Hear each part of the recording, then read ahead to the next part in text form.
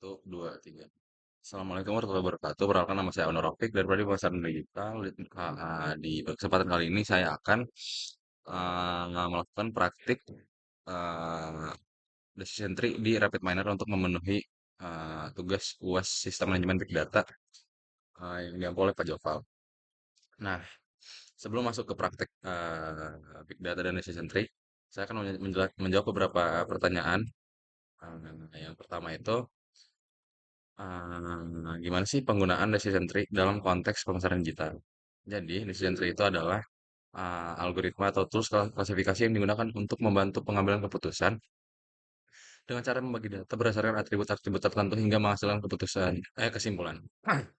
Nah, dalam konteks pemasaran digital, decision tree ini dapat digunakan untuk memprediksi perilaku konsumen, seperti memungkinkan seseorang akan membeli produk, ngeklik iklan, ataupun juga berhenti berlangganan.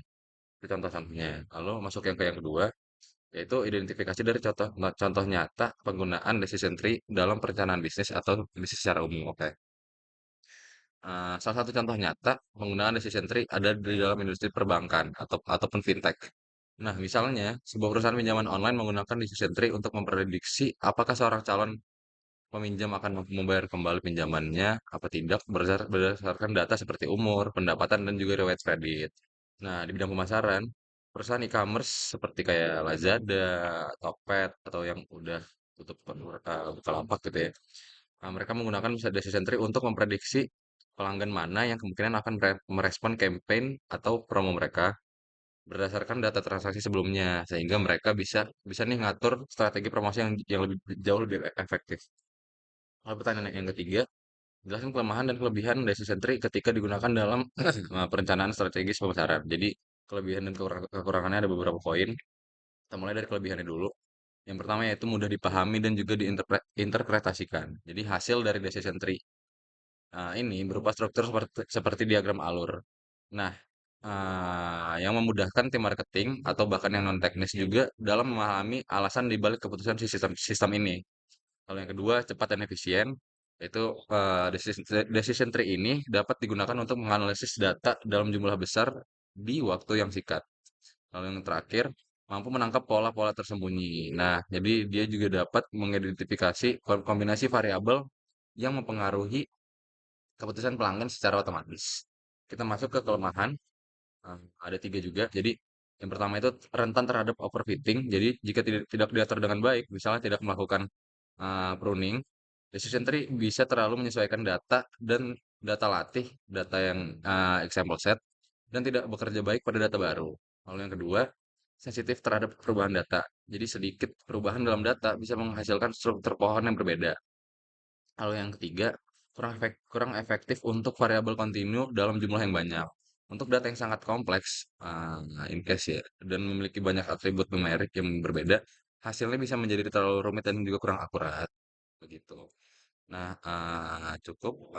Kita lanjut ke praktiknya. Jadi, yang pertama-tama, di sini kita masukin dulu. Setelah kita buka Rapid Miner, tampilannya akan seperti ini.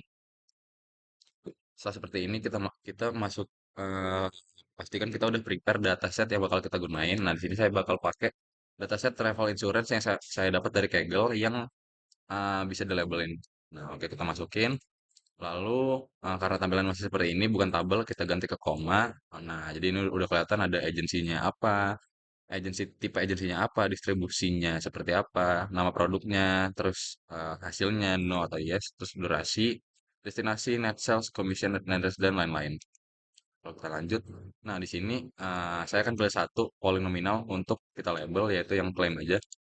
Jadi saya klik kiri di sini di tombol settingnya, change role, lalu kita masukin label. Oke, lanjut. Udah seperti ini, kita taruh di local repository. Oke, kita tunggu prosesnya. Nah, datanya ntar akan seperti ini. Lalu yang pertama kita masukin data yang tadi pastinya. Kita cari dulu. Nah, ini travel insurance kita masukin ntar bakal kayak gini. Lalu kita cari operator yaitu yang namanya split data. Tarik. Nah, di sini split data yang bentuknya kayak ini, segitiga. Lalu setelah split data kita cari decision tree. Ini jadi main fokus kita. Bentar ya. tools yang kita pakai dia.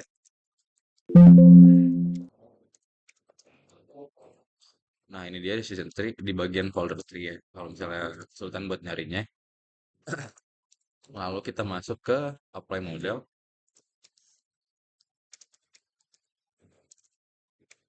apply model, lalu yang terakhir itu performance classification.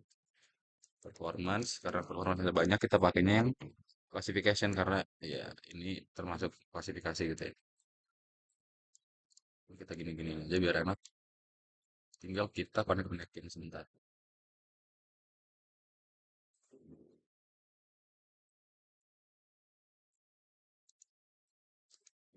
Oke, kita lanjutin. Jadi kita konekin ini ke sini, dari sini ke sini, terus dari ini ke sini ke atas, terus decision tree. Oh sorry, salah. Biar enak kita gini aja. Biar si apply modelnya sejajar sama split datanya. Nah, ini ke sini. Oke, kalau sudah, tinggal ini ke sini, ini ke sini, dan juga ini ke sini. Nah, kalau sudah seperti ini, kita tinggal jalanin aja buat ngeliat hasilnya gimana. Oke. Oh iya, saya ketinggalan satu step yaitu kita masukin parameter atau nomor display datanya. Kita tinggal double klik kiri, rasio, kita ke add entry, masukin yang pertama itu 0,8, lalu 0,2. Salah, 0,2. Klik, klik OK, dan kita jalankan lagi, kita lihat gimana. Nah, jadi gini hasil dari si decision tree tadi. Jadi dia tuh kasarnya bentuknya tuh kayak pohon. Kayak pohon jadi gini bakal ke bawah. Di sini ada data-data yang kita punya tadi kayak net sales, durasi, age, no, yes, dan segala macam. Lalu kita masuk ke performance vektornya, ini juga hasilnya. Jadi di bagian kelas recall-nya, di bagian yang no, itu hasilnya 99,99%. Lalu di yang yes, itu tuh 0,00%. Gitu. Jadi menandakan data ini akurat gitu ya. Ini juga example set yang tadi. Dan saya rasa cukup sekian buat video tugas saya. Kurang lebih mohon maaf. Wassalamualaikum warahmatullahi wabarakatuh.